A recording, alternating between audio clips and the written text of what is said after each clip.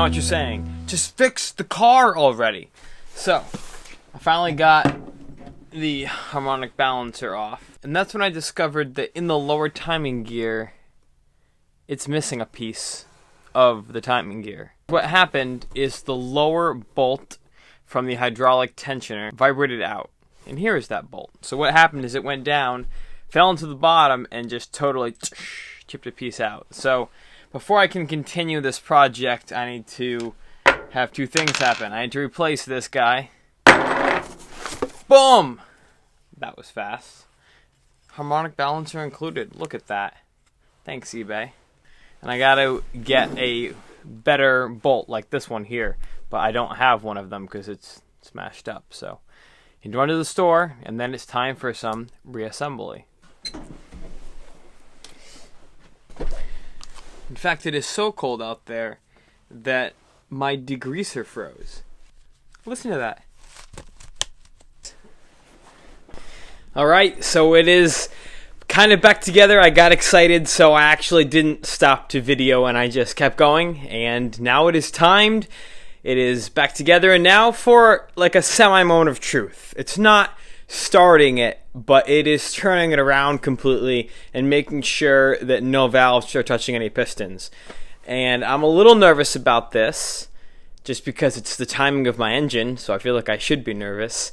But I've been doing everything right, so I'm expecting this to go over just fine. Okay, so that went really well. For some of you, that might have been like, wait, what was he doing? Why was that even important? Essentially, I was turning the engine over and making sure that it was timed properly, at least that it wasn't timed off by 180 degrees and I had valves and pistons touching. And they weren't touching, so we were all set. We are literally timed perfectly. The belt is the right tension, and all my timing marks line up. As you can see, I actually timed it from the timing pulley and then up on the camshaft gear to the valve cover. There's another mark. I actually had a hard time finding the mark on the upper one, but I found it eventually. All engines have these marks, so even if you lose your timing, if you forget to mark your belt, there's always a way to achieve timing, because in the factory they had to time it somehow. And they don't just have some magic timing fingers. They are able to, they put marks on these things for a reason, so that they can be timed originally, so therefore you can time them again.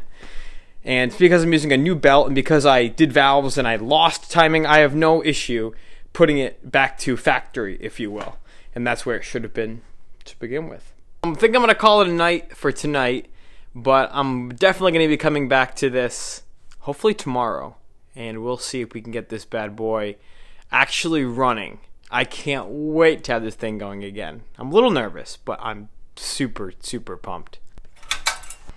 Alright, time to put this thing back together. Alright, so it is 11 o'clock at night here, and I'm still working on it. I still need to do a little bit of buttoning up. I don't have any coolant in it yet because at 11 o'clock I can't run out and get coolant. I didn't think I'd get this far today, but I am ready to test start it.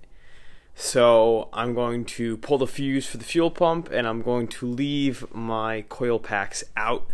And I'm just going to crank it a few times, try to get some oil pressure, try to make sure I'm lubing this thing good. Just maybe 2 hours ago or so, I did douse all the cams in oil, and they should be good. I just want to be extra sure that I don't burn this engine up in trying to repair it. Here goes nothing.